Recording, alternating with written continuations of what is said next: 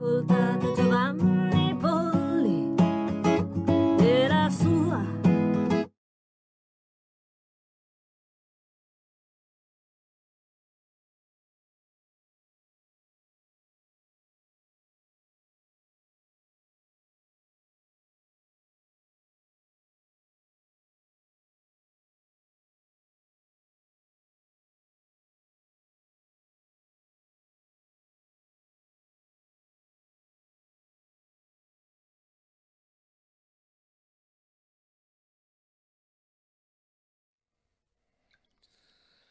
Ascoltate Giovanni Polli per sempre, mamma mia.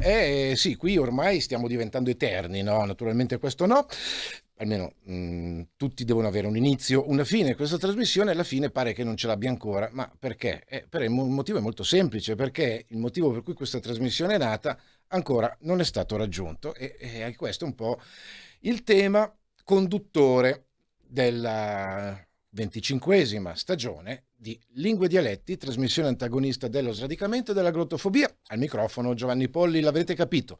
Buonasera, che cosa è successo? È successo che ogni tanto, guardandosi indietro e di cose indietro da sistemare ce ne sono veramente tante, può capitare che si venga colti da un attimo di nostalgia e tutto il discorso che poi io stavo per affrontare ancora una volta su com'era la situazione 25 anni fa e com'è la situazione oggi. Poi appunto possono capitare così dei ricordi musicali. Adesso io ne avevo preparata una da farvi assaggiare, ma vado a cercarne un'altra perché mi dà forse più l'idea del discorso dei 25 anni fa. Vediamo un attimo se riesco a trovare questo brano musicale. Eccolo qui. Perfetto. Allora, mandiamolo. Tenetevi forte perché è roba dura, eh?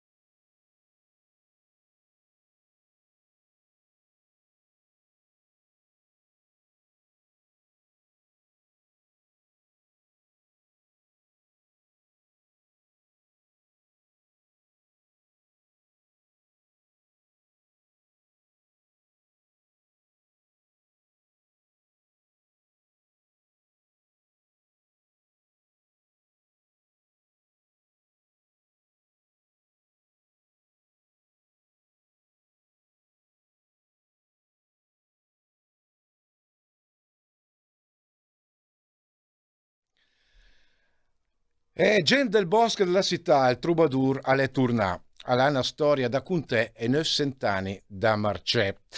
Sembrava veramente un bel programma, no? Gente del bosco della città, è tornato il trovatore, quindi questo cantastorie errante del tardo medioevo. Questo trovatore ha una storia da raccontare e ben 900 anni da essere in marcia, no?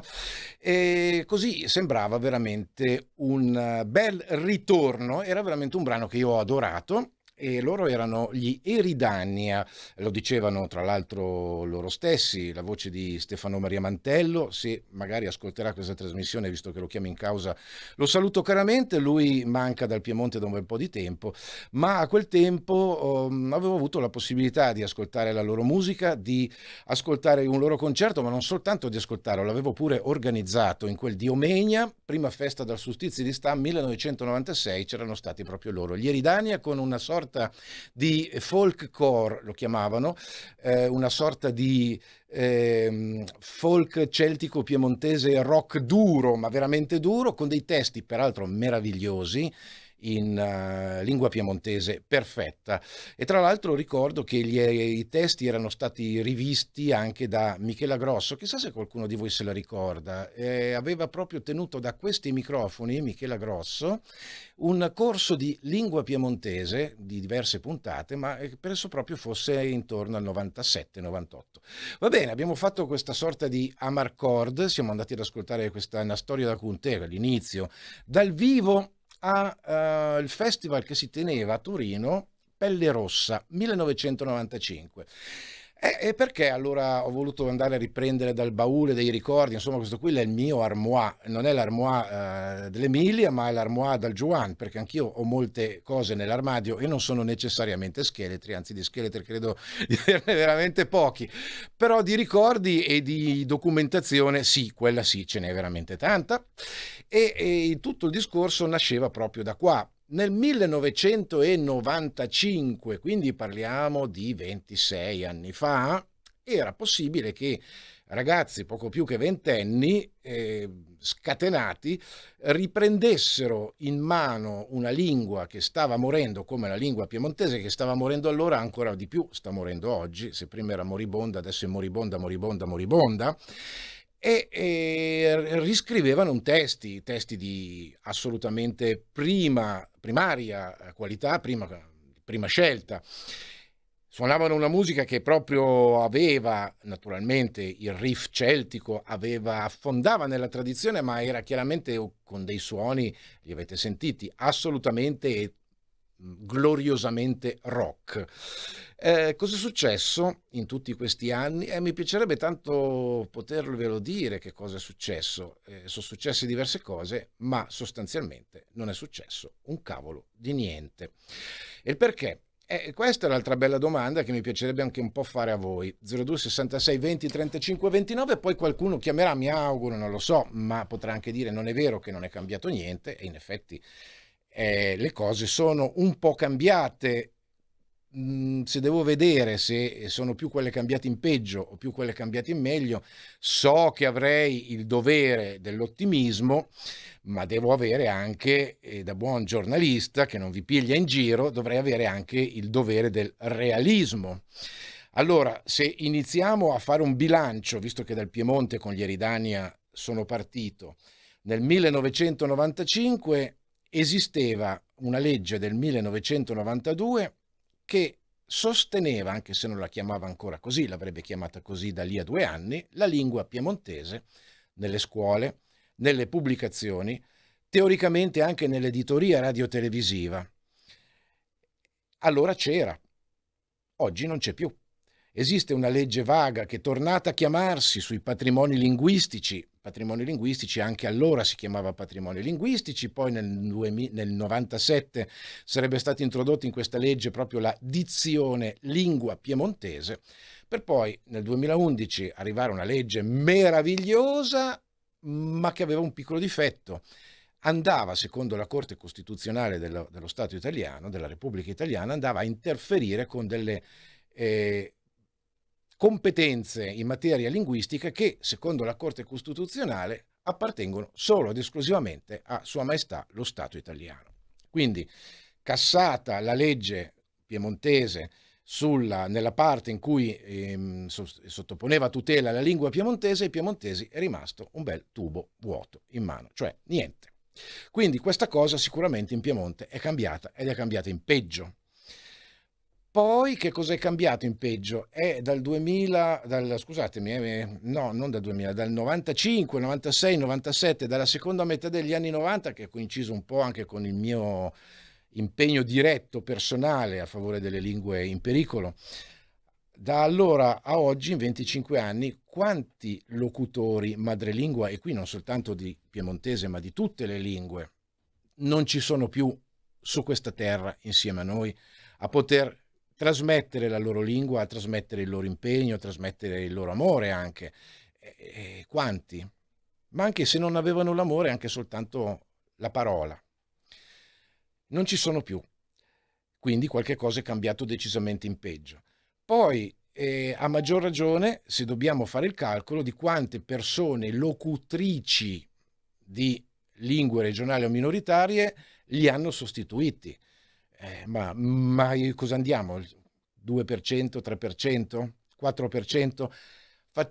Il dovere dell'ottimismo mi dice 10%, non è assolutamente vero, ma facciamo finta che ci sia il 10% delle persone che erano locutori madrelingua che sono in grado di parlare le lingue regionali o minoritarie.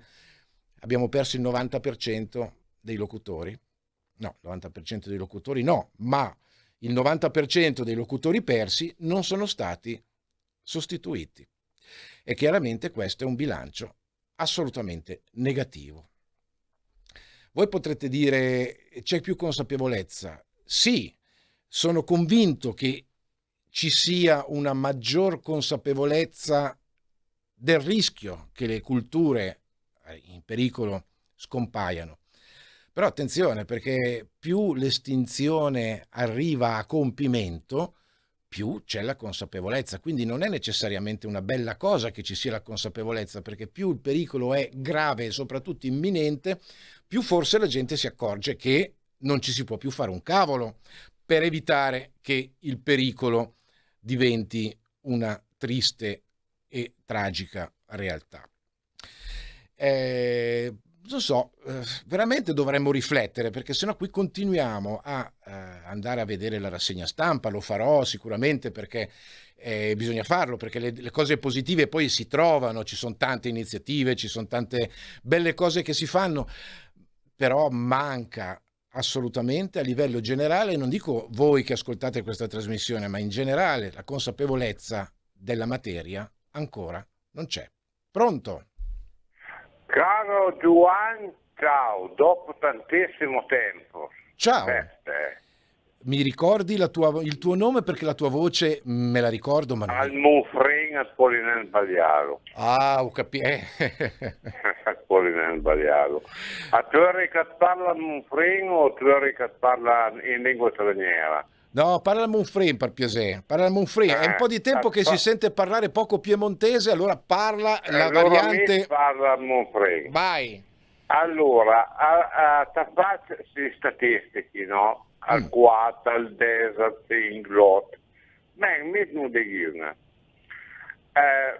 Mi sorto raramente perché sono in abile, sono una carrozzina e quindi sorto anche posto, ma parlo con tanta gente anche per telefono, Sì. Comunicazione non muta. Allora, mi dicano una roba sua. C'è mucha gente che quando parli ti per ti e parliamo in piemontese. Parliamo a Monfrey, è quella che parla il Turinese, è quella che parla il Civà. Sempre piemontese a lei. Sempre piemontese a lei. Allora, e mi domanda una roba, perché quando chi vanno dal dottore, chi vanno in posta, stamattina mi era in posta, e mi parlava in piemontese con la madamina Andrea Dalveda che mi serviva, e insomma capissi a gol. Sì.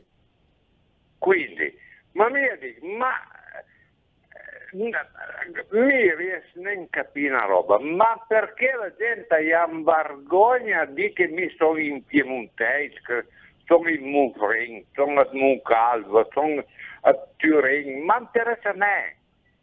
Ma il problema, Renato, ma perché che io vado avere vergogna di che somma? Ma se somma sentite onesta, pago maltati, fuma tu. A proposito che io vado a farla perché possiamo parlare la mia lingua a camia.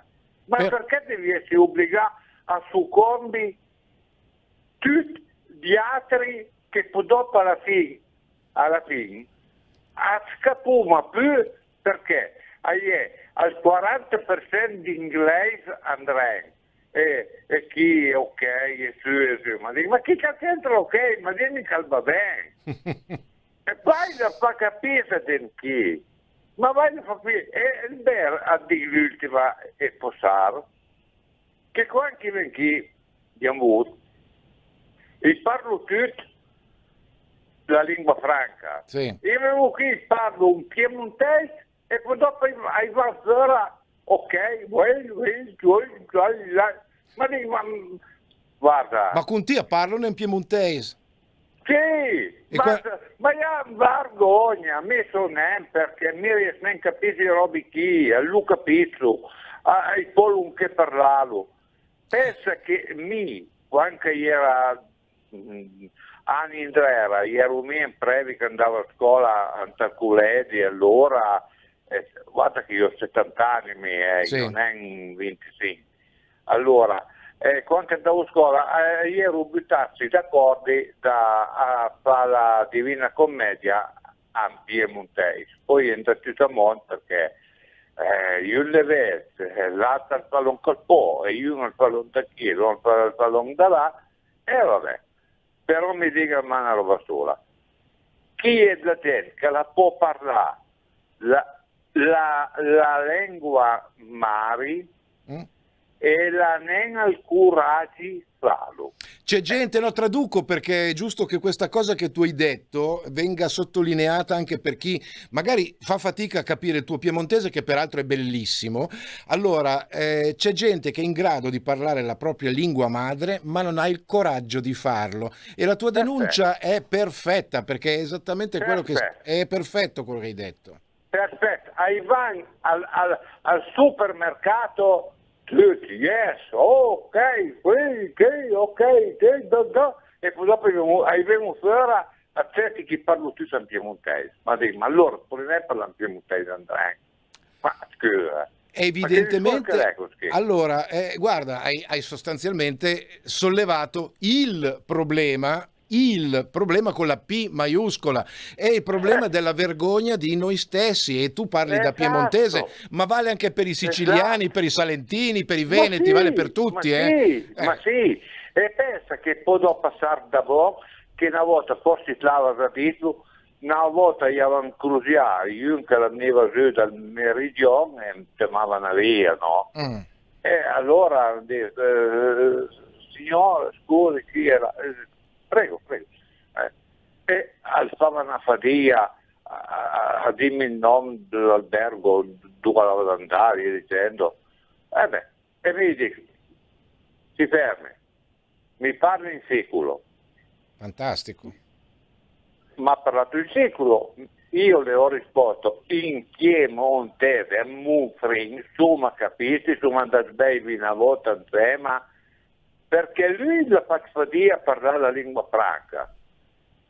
E sogna chi pensa insieme, perché mi sono abituato, la mia lingua madre, è inutile, non abitano in Tazzang. Giovanni, ciao. Ciao, grazie, e soprattutto ti chiedo una grandissima cortesia, chiamami più spesso perché mi mancano i contributi come i tuoi.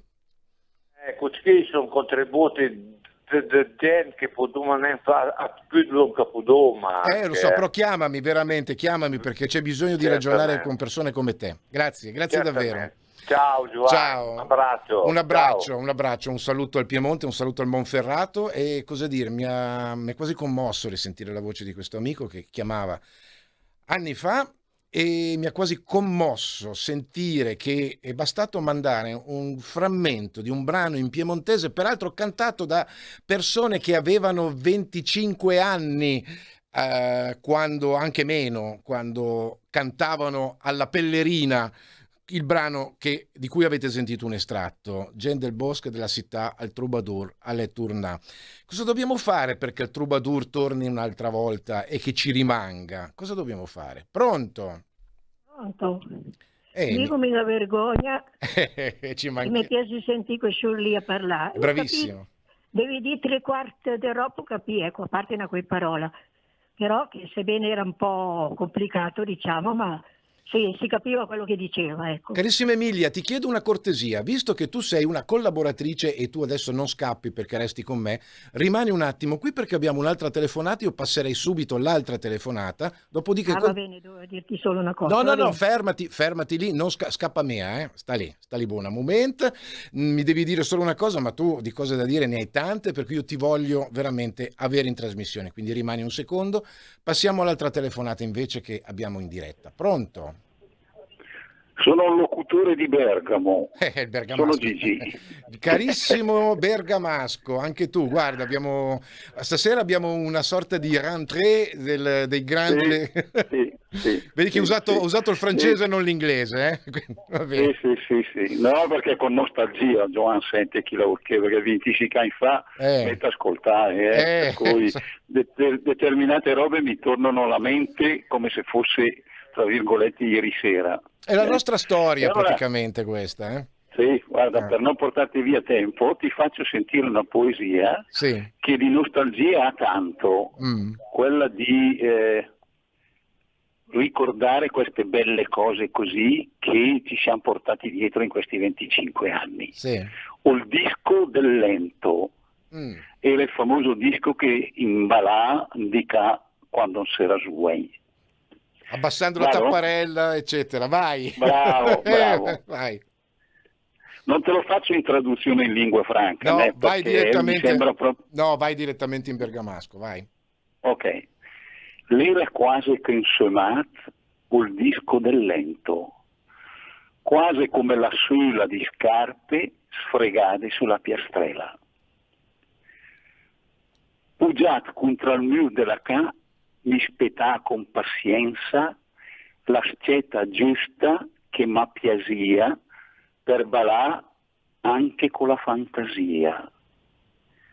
Era ballade, era uscì il cas di provare strenges e di nascondu basas. O il profumo della lacca a s'ammesciare con gli odori di desideri soffegati ai pensieri di gioventù proibiti. Lo trovallo per te, o il disco consumato, guardate in giro, girano su e allora l'ho basato.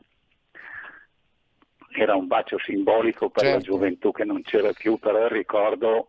Hai usato un paio di immagini che mi hanno fatto venire i brividi. Ballare con la fantasia è qualcosa di meraviglioso. Con la fantasia, qualcosa di meraviglioso. Quella che ci apparteneva di diritto e non col veto che c'era. Era così. Esatto. Un po' meno smartphone e un po' più di dischi e di fantasia. Bravo, diciamolo. Un vecchio disco in vinile. Perché sono tornati di moda? Secondo te ci sarà un motivo, dai. Perché lo business, Giovanni. Esatto. Un abbraccione. Saluto Emilia, dai, che ho fatto piacere sentire. Fermati. Adesso non sono riuscito a collegarmi perché io do una mano ancora a mia figlia nel negozio e l'orario di negozi, sai, perché alla nostra tenera età siamo ancora, tra virgolette, in grado di aiutare i figli. Beh, giusto così. Aspetta che ti faccio salutare Emilia. Emilia, ci sei? Eccola qui. Saluto volentieri. Vi parlate almeno. Ho perso il suo numero di telefono che avevo e così non ho mai chiamato. Avrei sentito volentieri e complimenti per tutto quello che fa, tutti i libri che scrivi, io c'ho ancora quello che mi ha regalato. Il tango, il bravi in cambi accidenti. Il tango. Ciao Emilia, sta su bella, sta su Franca, hai capito? Non è un nome, sta su Franca vuol dire sta in buona salute.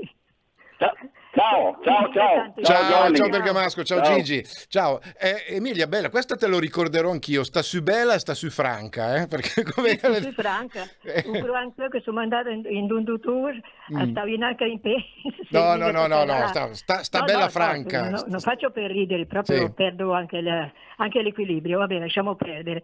No, parlando l'altra volta del Van der Sproos, è per quello che volevo. Io ti ho chiamato il telefono, ma non hai cambiato numero o non mi rispondi. No, guarda, di solito ti richiamo, non l'ho proprio vista la tua telefonata, te lo giuro. Ne ho fatte 2 o 3, vabbè, niente. Io aspetto sempre quel famoso giorno. Deve arrivare. Era per chiederti. Era proprio per domandare di roba che mi interessava se me lì sì o me la no.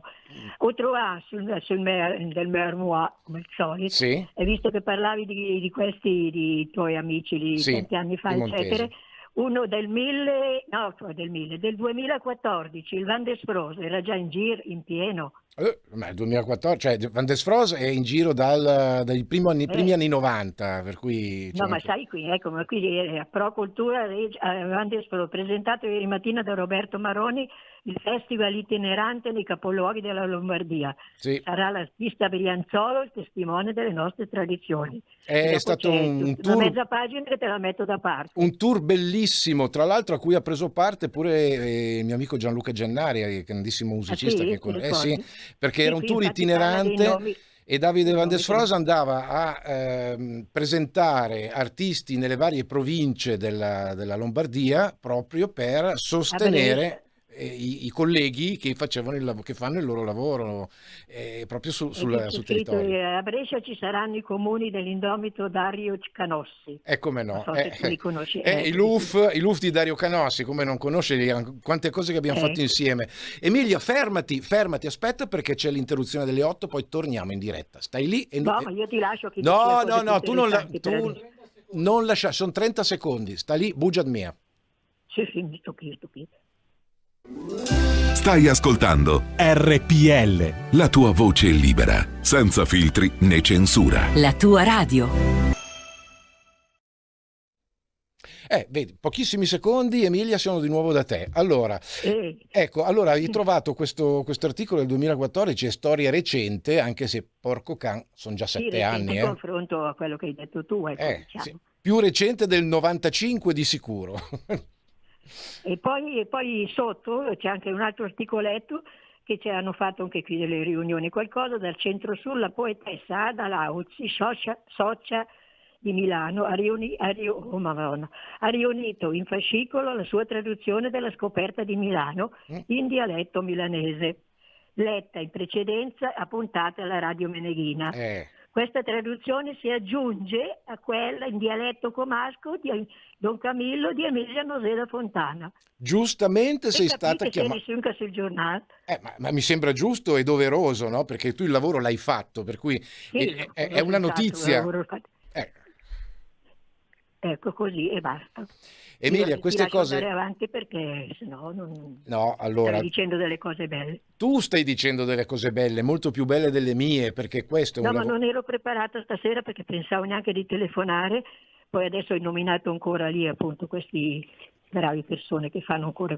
Sentimi il dialetto, parli sempre, ma anche con tante persone, non è vero che sparisce proprio così tanto del tutto, perché in una forse Como, la piccola Como, confronto alle grandi città, non lo so, ma se tu vai nei borghi e nelle cose, come io che sono soltanto di Tavernerio parlano anche a mo', insomma, più sei del 50% parlano anche a mo' tutti in dialetto. Anche i ragazzi, anche i giovani, questo è il problema. Ecco, no, manca sempre il percento, sono i giovani che non parlano. Ecco. E il problema è proprio questo, perché quando le parole non figliano parole, diceva Ignazio Buttitta, quindi il problema è proprio quello, le generazioni che non sono sufficientemente, ma non sono proprio del tutto, non sono sufficientemente motivate anche a sapere che comunque un luogo ha una propria lingua e non lo sanno neanche. Sì, ormai. È proprio stata la mia generazione, diciamo, che i genitori non hanno più fatto fare niente di... Però io prendendo sempre i libri anche oggi me ne ha regalati 2,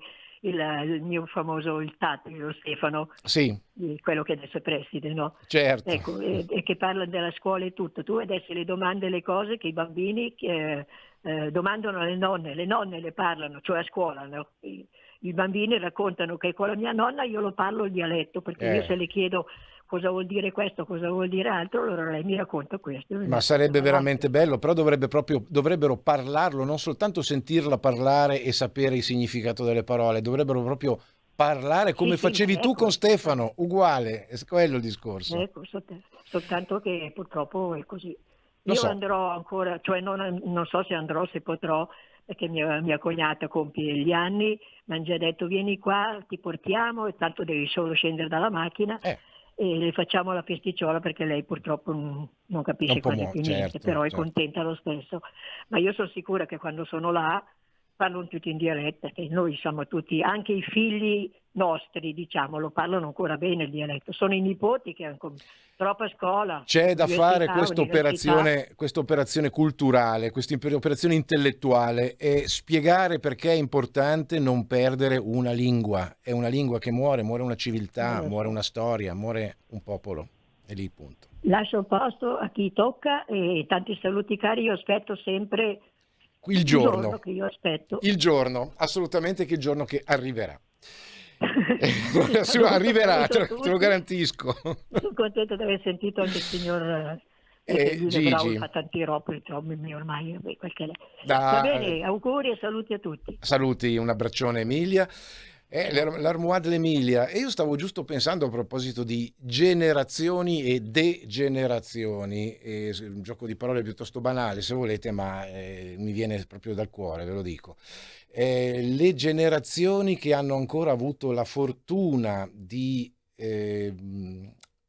poter entrare nel contatto con l'essenza di una lingua del proprio territorio, quindi l'essenza anche del popolo che abita il territorio, che poi non è necessariamente quello di nascita, perché voi sapete che il discorso linguistico non discrimina proprio nessuno, una lingua è di un territorio, chi abita questo territorio, sia perché ci è nato, sia perché ci arriva, ha il diritto e il dovere di conoscerla e di trasmetterla, perché abbiamo il dovere di non far estinguere le specie in via di estinzione, è un dovere quello di tutelare la tigre bianca e di tutelare i panda, perché poi i panda tutti sanno che è a rischio, ed è un dovere, ma io mi chiedo perché non ci sia anche il dovere di tutelare le culture che stanno sparendo e delle quali non a caso si occupa, almeno sulla carta, l'UNESCO.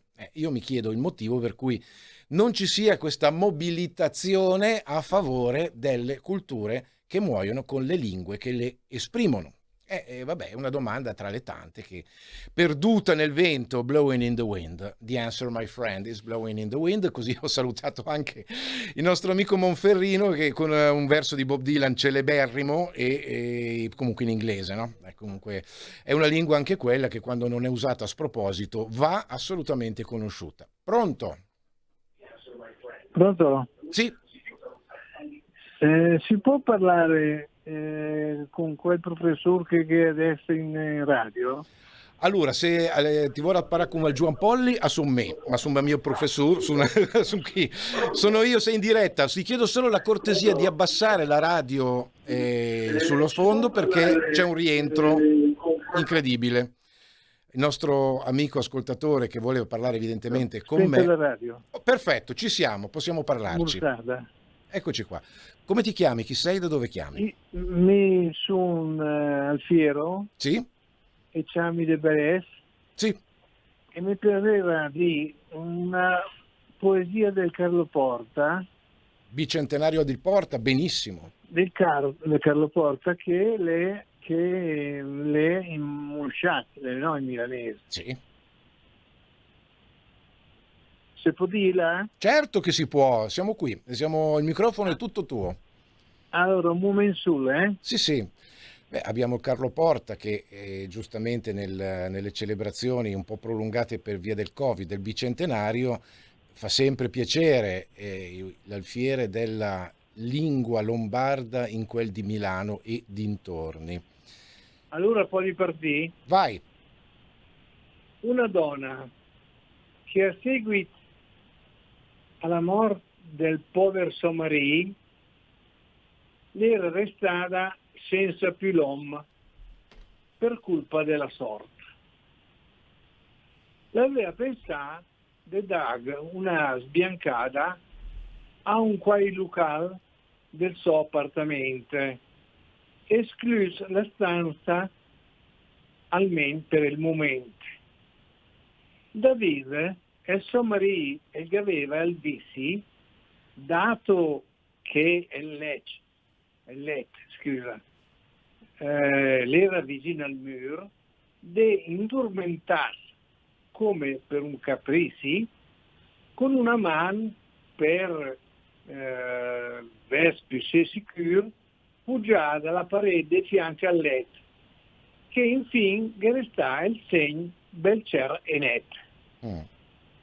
Chiama il bianchino e fa la biancatura della cucina, sale, gabinetto, dice la donna piena di premura, sbianchin, che venga in camera da letto, che fu tocca, ma il rob che resta in chi, due il metteva i man e il mio marito. A sto discorso, che lui capiva minga, e il povero bianchin le resta lì de sas, e forse la pensà, la messiringa, a poi di me tocca e poi, scusa un po', e poi mi tocca anche andare a confessare, la senta sciura, infine, la di il bianchin, mi contenti d'un bicchiere di vino. Questo l'ha scritto Carlo Porta. È carinissima e il solito equivoco, però è scritto veramente da Carlo Porta, da maestro, assolutamente. Certo, la mia lingua monciata non è corretta perché ero imparato dalla mia. Mi sono anche proprio per cento milanese, perché papà di Mantua e mamma di Milano. Sì, e quindi di conseguenza il milanese quel che l'è, poi parola la scapa, l'accento talvolta le minga quel curet, ma insomma cerchi di arrangiare perché mi piace. Bravissimo, ma qui non è una questione di filologia, poi è chiaro che una lingua è in evoluzione, per cui se il milanese viene parlato in questa maniera, perché è la tua lingua, va benissimo, nessuno qui viene a fare gli esami degli accenti, poi di rapporto romano o di porta ticinese, no, non è questo il punto. Parliamo lombardo, è lingua lombarda, sono le varianti, vanno bene tutte, sì, vanno bene. Quella è vera, esatto. Quella mi piace, e come ti detto prima, mingano i figli dei nostri padri, ma in Euda parlano più il milanese. E qui dobbiamo fare qualcosa. E questo è un peccato, è difficile far entrare nel Q che la lingua lombarda è una lingua e non un dialetto.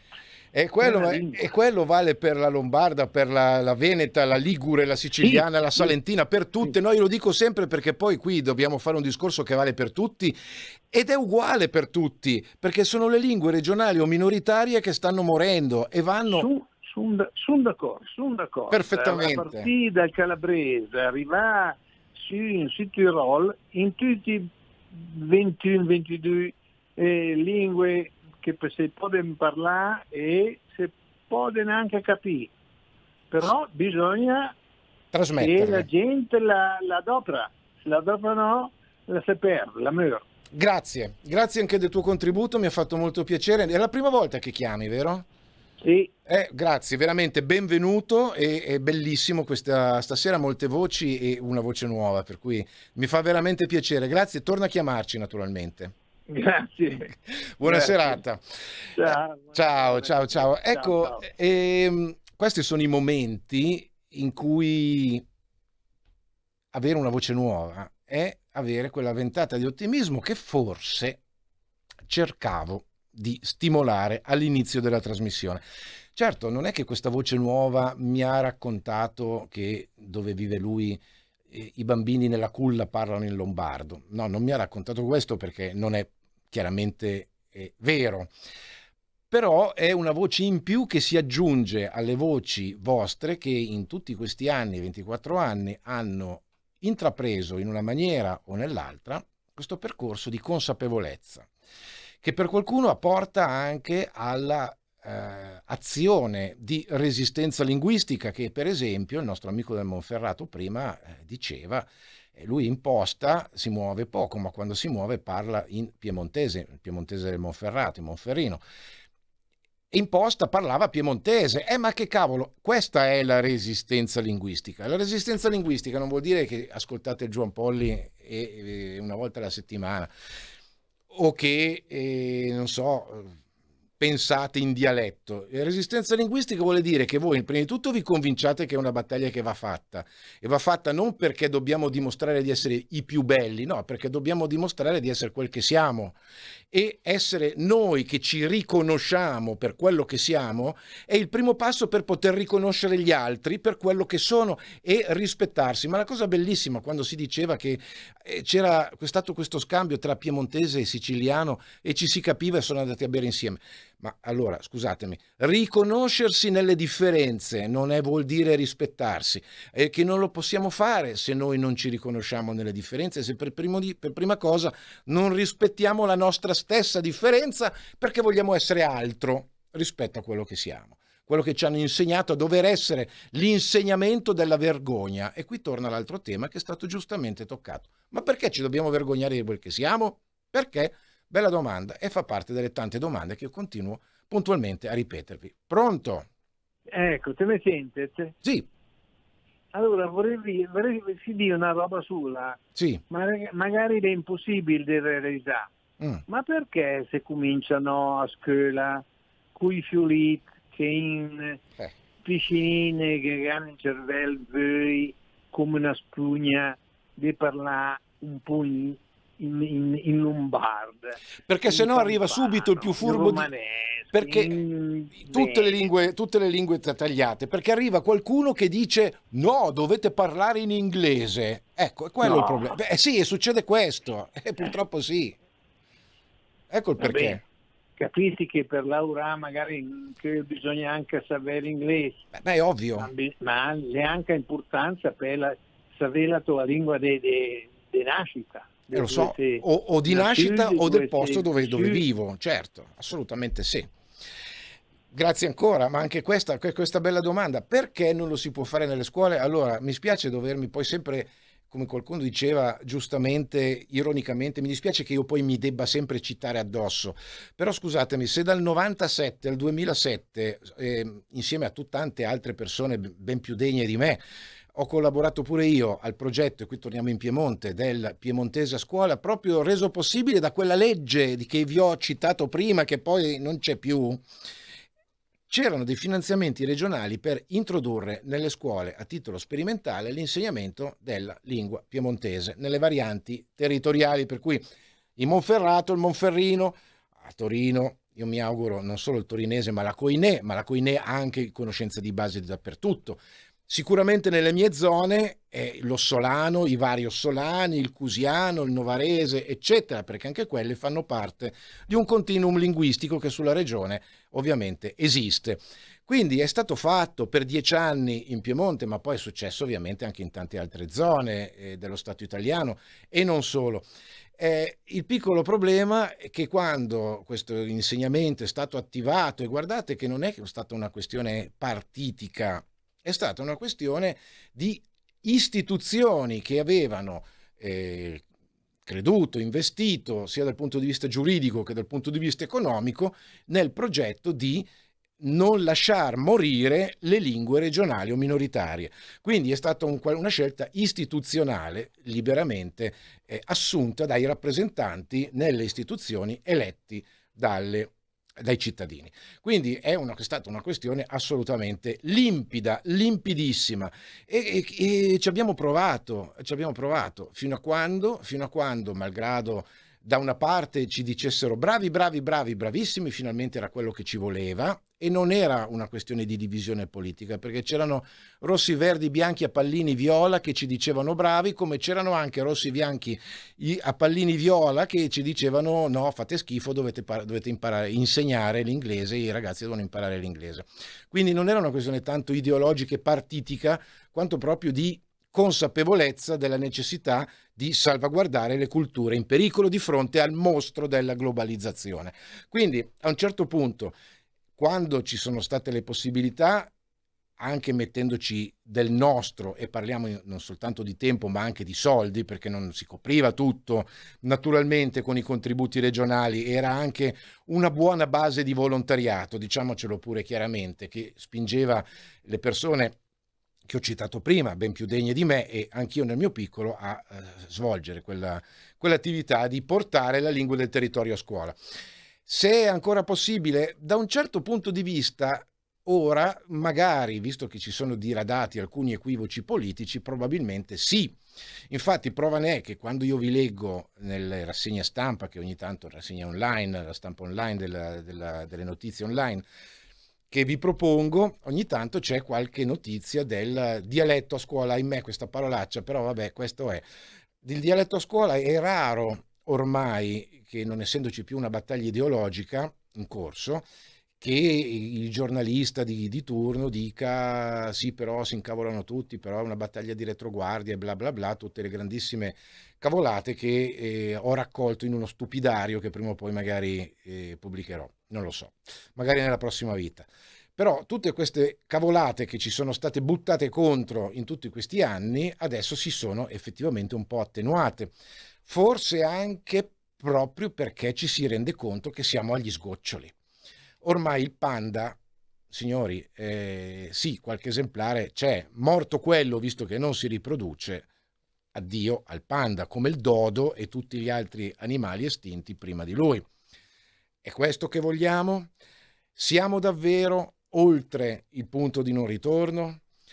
Belle domande, perché quando questa trasmissione ha visto la luce, e lo ricordavo, non pensavo di arrivare dopo 24 anni ad aprire ancora questi microfoni su questo argomento, perché dicevo, delle due l'una: o si sono messi in atto tutte le possibili salvaguardie e le lingue si sono salvate, allora che ci starò ancora a fare, oppure le lingue saranno definitivamente morte, non ci sarà più niente da fare, e allora che ci starò a fare?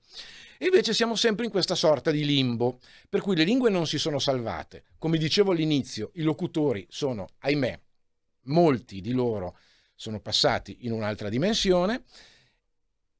Qualcuno ancora resiste a parlare nella propria lingua, qualche sporadico caso di consapevolezza di genitori che non solo spiegano l'importanza, ma parlano ai loro figli piccoli nella lingua del territorio, oltre che in italiano, ovviamente, oltre che in inglese, ovviamente, così non facciamo torto a nessuno, perché va conosciuta la lingua italiana, va conosciuta la lingua inglese, possibilmente separata l'una dall'altra, possibilmente non facendo quel mescolone osceno che si sente parlare oggi nel mondo della pubblicità, del marketing, eccetera, che è qualcosa che sinceramente più vado avanti meno riesco a sopportare. Ecco, un giorno o l'altro vi farò altri esempi, perché qualche esempio in questi anni ve l'ho fatto. Quindi possibilmente lingua italiana, possibilmente lingua inglese separate l'una dall'altra senza fare confusioni, e chiaramente la lingua regionale o minoritaria che insiste sul territorio dove si vive. La lingua storica, che è definita come lingua regionale o minoritaria storica dalla Carta Europea della Lingua Regionale o Minoritaria, che è stata promulgata, è stata votata dall'Assemblea del Consiglio d'Europa nel 1992, così diciamo per l'ennesima volta il solito rosario, giusto per dire che c'è una base giuridica internazionale molto importante che, mi dispiace, la maggioranza di voi continua a non conoscere. E perché non la conosce? Perché chi fa il mio mestiere, che dovrebbe essere quello di informare, non informa. E perché non informa? Diamo una risposta a tutte queste domande e forse troveremo un giorno o l'altro anche il Sacro Graal, perché poi sostanzialmente si arriva lì. Sono domande alle quali risposta non c'è, perduta nel vento. Sarà The Answer, My Friend, is Blowing in the Wind. E ritorniamo sempre al capolavoro, anche forse un po' abusato, di Bob Dylan, che niente da fare, è un Nobel. A me non fa impazzire, contrariamente al mio amico Ornaghi che l'ha tradotto tutto in lombardo, però bisogna riconoscere che diverse sue canzoni, diversi suoi testi devono assolutamente essere conosciuti e insegnati a scuola. Non c'è niente da fare, è assolutamente un grande della musica, è un grande della letteratura, anche per chi come me non ce l'ha tra i miti della musica, però lo è, non c'è niente da discutere, è indiscutibile. E va bene, allora sono le 20:24, oggi ho avuto molte telefonate, mi fa moltissimo piacere che sia ritornata questa bella abitudine di Lingue e Dialetti di avere le vostre telefonate in diretta allo 02 66 20 35 29, mi auguro la prossima puntata di sentire degli altri. In questi pochissimi secondi ho parlato di rassegna, vi leggo 4 titoli, 5 titoli così, i primi che vengono fuori. Accordo tra Comune e Lengua Medra per valorizzare il dialetto reggiano. Sassuolo2000.it. Nasce la biblioteca multimediale del dialetto sanbenedettese, il resto del Carlino. Ancora ecco la biblioteca multimediale. Il dialetto fiumano fra lingua e letteratura. Voi sapete che in Croazia il veneto è stata riconosciuta come lingua, No, questo poi ne riparleremo con più calma. Il resto del Carlino ancora, la regione. Ischap, la mia grande passione, cantata in dialetto. Dialetto, racconto delle nostre vite, il resto del Carlino, quanta roba, L'Emilia sta andando molto forte. Rocca di Papa, Castelli Notizie, Dritta al cuore, la rassegna di poesia dialettale curata da Rita Gatta. Poi vabbè, io concludo con questa, areanapoli.it, Gavillucci, sospesi Sampdoria-Napoli, Insigne mi disse una frase in dialetto. Vabbè, così come ve l'ho letta, ve la dico, e allarghiamo le braccia e pensiamo a cose migliori e pensiamo alla resistenza linguistica. Raccontatemi settimana prossima, venerdì prossimo, quante volte sarete andati in pubblico, alle poste, in macelleria, nell'ufficio delle tasse a parlare nella lingua del territorio. Raccontatemi se l'avete fatto e poi ci rifletteremo. Per adesso è tutto. Arvezze e Allegro da John Polli. Buona continuazione con Radio RPL. Ciao a tutti, sono Gabriella Monti. Avete visto che sorpresa? Sono tornata, non ne potevo più. Adesso starò con voi tutte le domeniche dalle 15 alle 17. Vi aspetto in tantissimi e sono felicissima di essere tornata. Ciao a tutti e bacini, bacetti e baciotti. Solo su RPL, la vostra bellissima radio. RP come patatine.